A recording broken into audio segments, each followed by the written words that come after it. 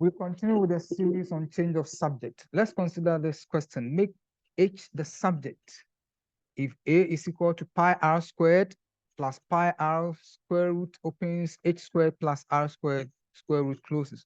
So we have our A being equal to this expression, and we have our H under the square root sign that has been squared. So what we'll have to do is that we will do rearrangements.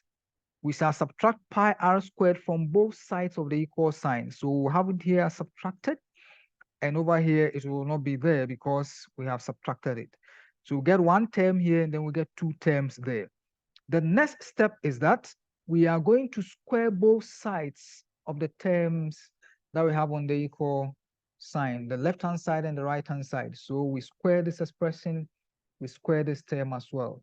So when we use the binomial expansion techniques, we'll get a squared minus 2a pi r squared plus pi squared r is a power 4. And over here, we get our pi squared, r squared, and then the square root sign. When we square it, it goes away. It means that the whole of this expression is raised to the power half from indices or sets.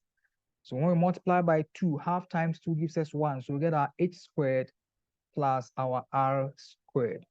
Now, we expand the brackets. So over here, when we expand the bracket, what we see is that we have everything over here.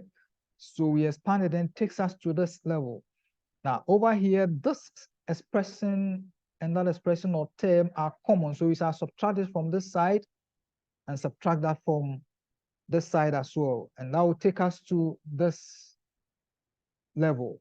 Over here, we pick pi squared r squared and divide both sides by that. So this will divide that, this will divide that. Then we'll be left with h squared. So our h squared will now be equal to the whole expression on this side. And that is what we want to look at. So we get our h squared being equal to a squared minus 2 a pi r squared, then all over